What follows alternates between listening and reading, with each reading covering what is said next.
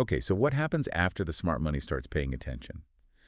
After the big corporations start putting Bitcoin on their balance sheets. Well, often the rest of the world follows. And that's really the story of 2021 and 2022 for Bitcoin. Yeah, this is the story of that incredible year, maybe 18 months, where Bitcoin went from being this, let's say, niche corporate treasury asset Right. to literally the official currency of a country. It hit this staggering new all-time high price. Over $68,000, yeah. And then almost immediately it feels like it faced this just shocking betrayal from within its own industry. We're definitely dissecting what you could call the tipping point. Yeah. That really intense, pivotal period. A tipping point. I like that. Yeah, because it was the moment Bitcoin's adoption, its sort of foundational growth just became impossible to ignore. It wasn't just lurking in the corners of the internet anymore. No, suddenly you had nations looking at it. Powerful nations looking for financial sovereignty, yes, but also these huge new waves of, everyday retail investors piling in. And all that attention, all that money, it stressed things. Absolutely. It didn't just stress the market price, though that was wild. It actually stressed the underlying technology, the protocol itself. It forced it to mature, technically. Well, at the same time. Well, at the same time, it kind of tragically exposed the immense dangers lurking in those unregulated, centralized companies that popped up around Bitcoin. Okay, so our mission today, for you listening, is really to give you the blueprint for this chaotic but absolutely transformative era. Right. By the end of this deep dive, you'll understand how that massive 2021 bull run really took hold. You'll get the story behind El Salvador's groundbreaking Bitcoin law, the sort of geopolitical shockwaves from that. Yeah, the implications are huge.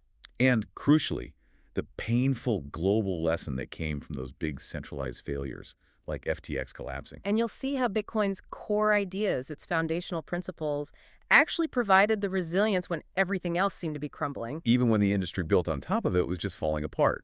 Okay, let's start with the market then. Yeah. Coming out of 2020, we'd already seen, as we discussed, corporations like MicroStrategy moving into Bitcoin.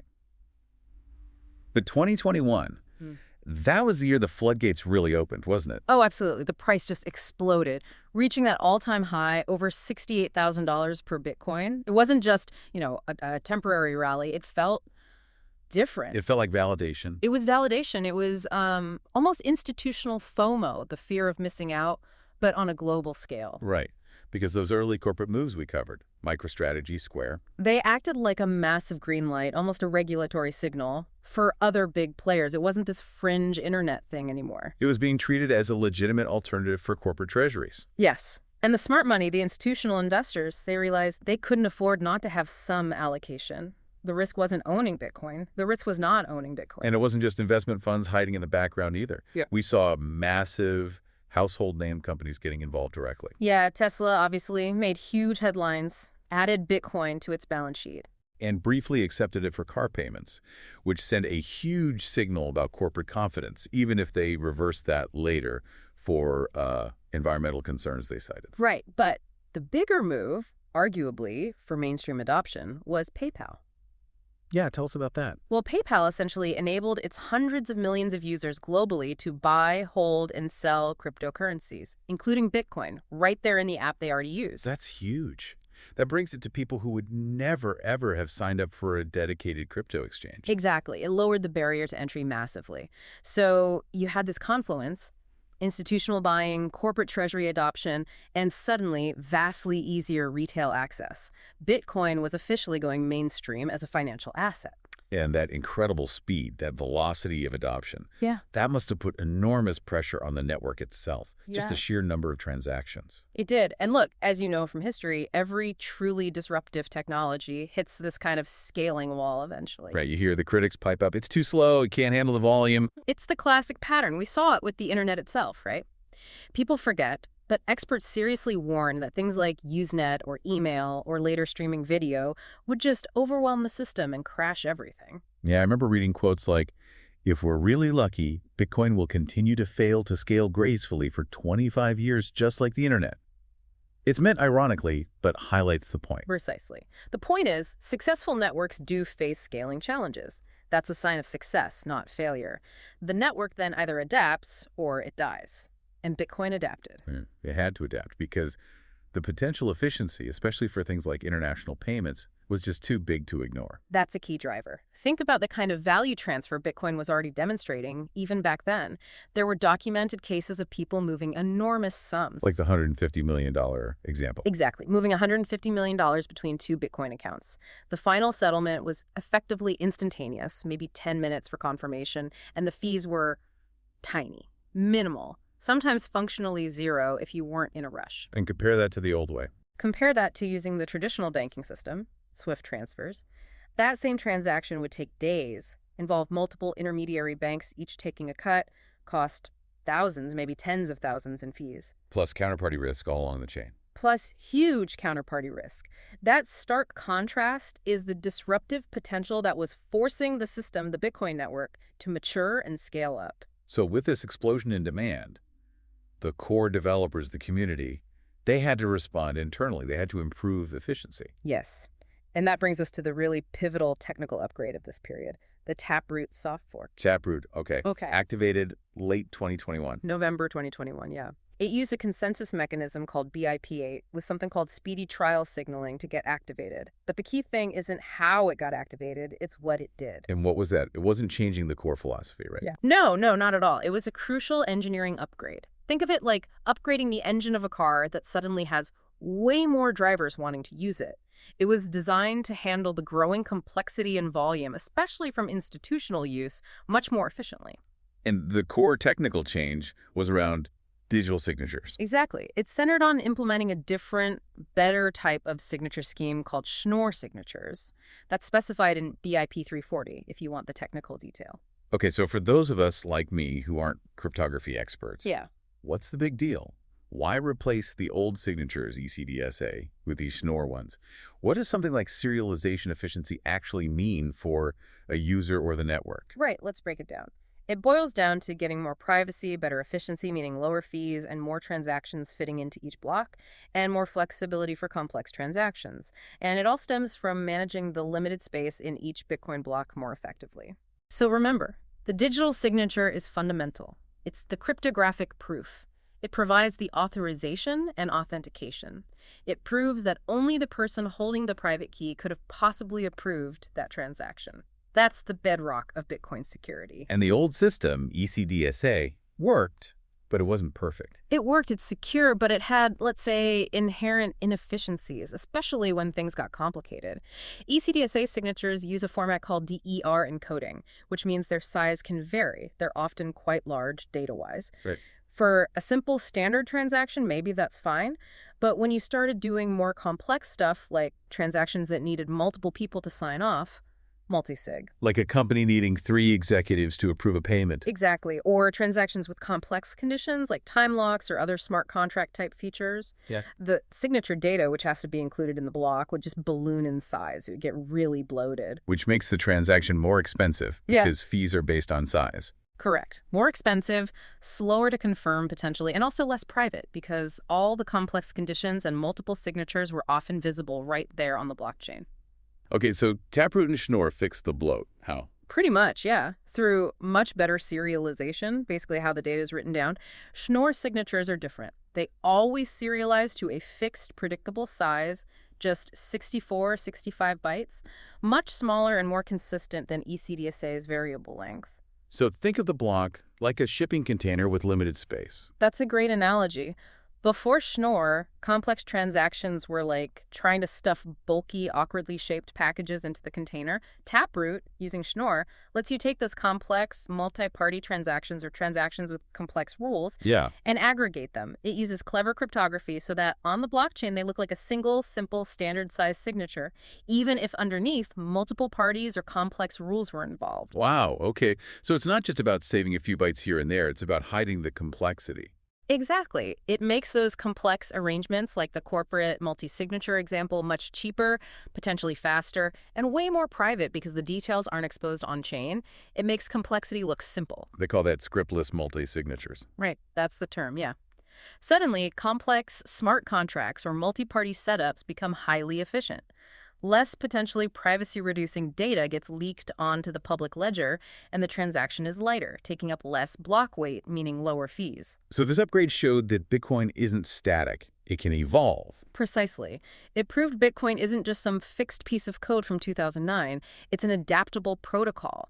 It can respond internally, through consensus, to meet new demands, like the massive institutional and retail wave of 2021, ensuring it stays resilient and can continue to scale. It was a major step in its maturation. Okay, so while Bitcoin was maturing technically under the hood to handle this scale, its, let's say, philosophical and even geopolitical implications were also scaling up dramatically. Oh, absolutely.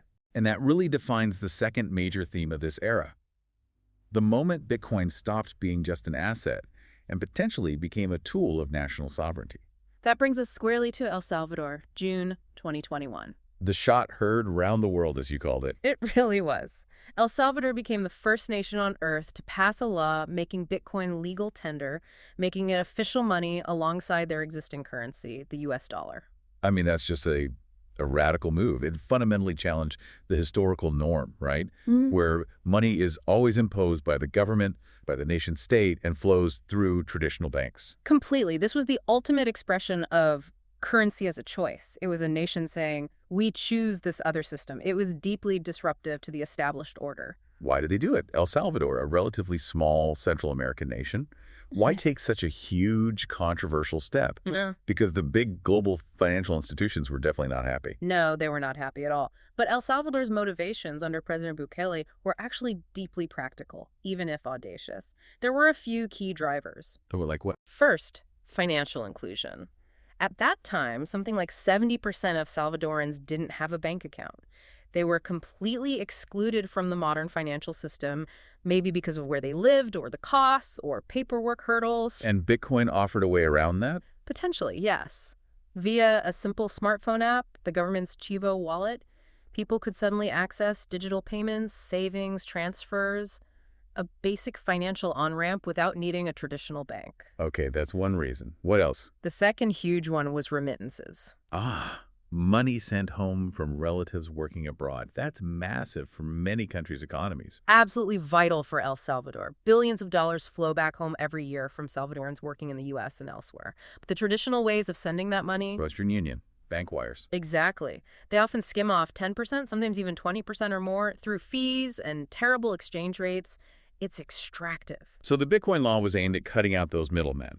Precisely. Allowing Salvadorans abroad to send Bitcoin home, perhaps via the Lightning Network for speed and low cost, meant potentially near-instant, near-zero fee transfers. That could save families and the country as a whole hundreds of millions of dollars a year. So it was an economic independence play, trying to break free from dependence on these slow, expensive, centralized payment companies. Yes. It was a direct move to sever that dependence. And there was a third motivation, too, attracting tech investment, becoming a hub for Bitcoin innovation. But as you said, the big institutions, the IMF, the World Bank, they immediately raised red flags. They were skeptical, even hostile, warning about financial stability risks, money laundering. Their reaction was entirely predictable, wasn't it? Bitcoin offers independence from the centralized, externally controlled financial systems they dominate. That fundamentally challenges their power structure. Because traditional finance relies on trust in intermediaries. It operates on that model of fiduciary reliance, what we've called the client-server relationship before. The client, you, has to give absolute control of your money, your value, to the server of the bank, the payment processor. El Salvador was essentially saying, we opt out, we choose independence. And this brings us right back to that core Bitcoin principle, censorship resistance. Bitcoin is designed to bypass those traditional control points. It's the ultimate test of that principle on a national scale. Think back to how financial censorship usually works. Remember WikiLeaks? Yeah, they were cut off completely. They completely deplatformed. Visa, MasterCard, PayPal, all blocked donations basically overnight due to external pressure. No real legal process, just cut off. Highlighting how vulnerable traditional payments are. If you control a few central choke points. You can silence anyone, you control the flow of money. So the argument goes, Bitcoin's invention, and then a nation actually adopting it, that signaled the end of the dream, for some states perhaps, of creating a totally controlled financial system where every single transaction is tracked and potentially blocked. That's a powerful way to put it. Bitcoin's decentralized nature fundamentally shifts that power dynamic. It enables what some call surveillance, the ability to look from below. for citizens to watch the watchers, in a sense. Because individual financial privacy is linked to freedom of expression. Absolutely. You need strong individual privacy, and that includes financial privacy, as a foundation for other freedoms. Bitcoin, in this view, makes money just another type of content, like an email or a photo that's separated from the transmission medium. Okay, let's talk about the technical proof of that sovereignty claim. Yeah. How is sending Bitcoin actually different from, say, sending a wire transfer in terms of security and censorship? It's radically different. A Bitcoin transaction fundamentally is just a signed message. That's all it is. A message signed with your private key. Exactly. It's an authenticated authorization.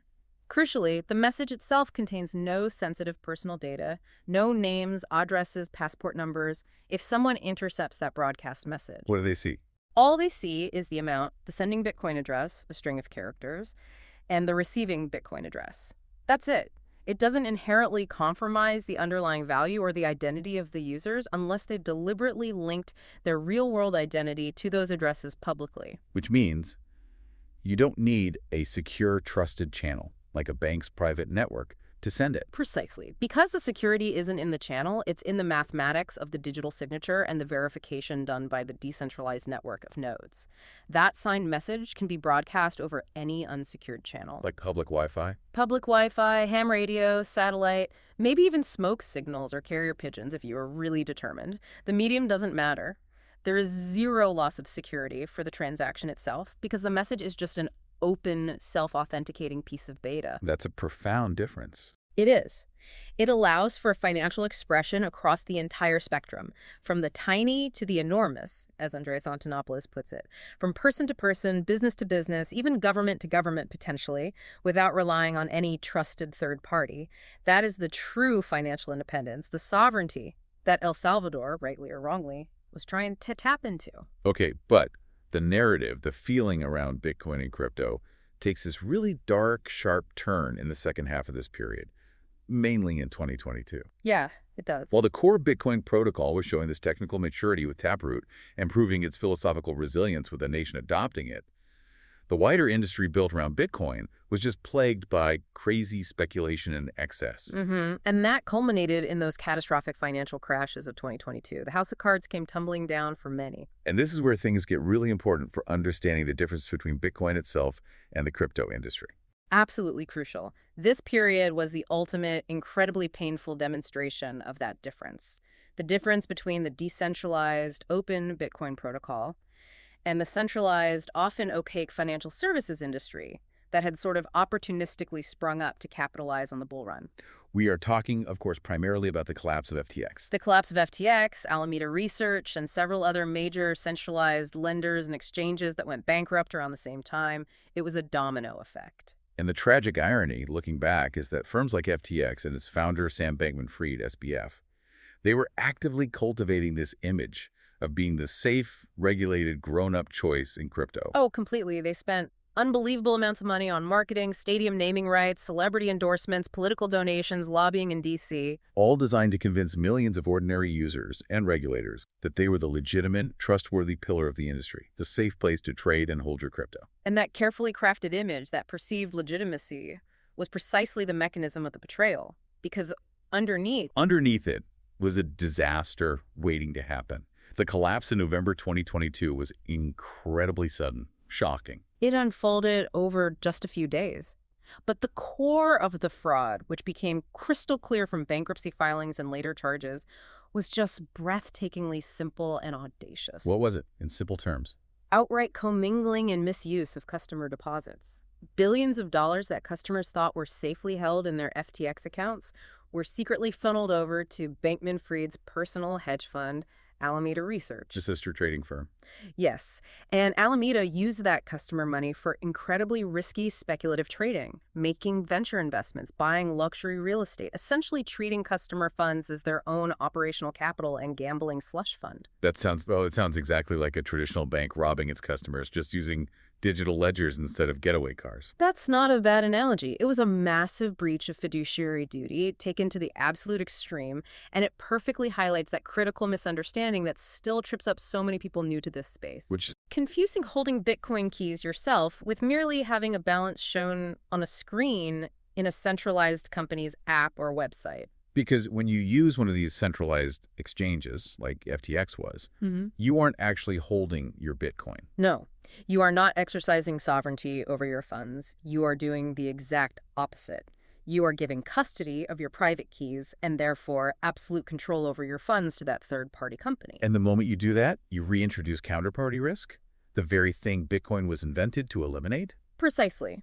You are choosing to revert back to that old financial model, the client-server model, where the server, the exchange, the custodian is the master and holds absolute power over your value. You are trusting them completely. And the collapses of 2022, FTX, Celsius, Voyager, BlockFi, others, they were kind of inevitable once you understand that structure. You could argue they were almost inevitable because of this fundamental flaw: misplaced trust.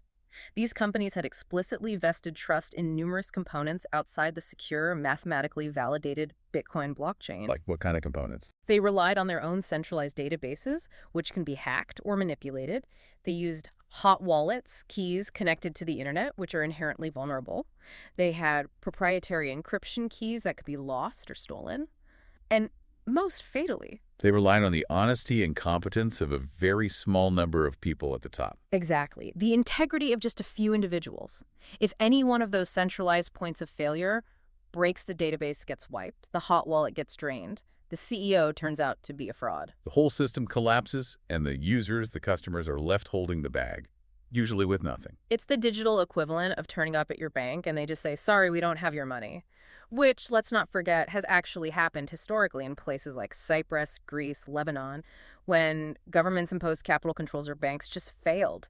That's the raw reality of that master-slave relationship in finance. And this is the absolutely crucial educational point, isn't it? The point that needs to be shouted from the rooftops after FTX. Yes, the failure of FTX, the fraud, the collapse.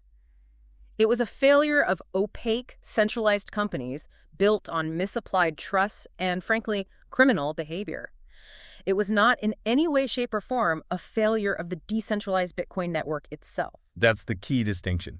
Throughout that entire meltdown, while FTX was imploding, while billions in customer funds were vanishing, what was the Bitcoin network doing? It just kept running. It just kept running, exactly as designed. Every 10 minutes or so, a new block of transactions was mined and added to the chain. The predetermined supply schedule continued uninterrupted, the consensus rules remained immutable, the network didn't even notice FTX had collapsed. So the protocol was completely unaffected, but the industry built around it, or at least a large part of the centralized part, was shattered. Correct. And this devastating crisis hammered home, maybe more effectively than anything before it, the core lesson, the fundamental mandate of Bitcoin. Which is? Self-custody. Not your keys, not your coins. Say it again? Not your keys, not your coins. It's the mantra.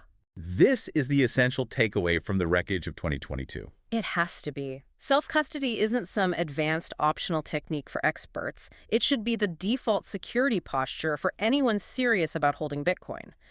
We have to go back to that fundamental building block: authorization and authentication. Possession of the key is everything.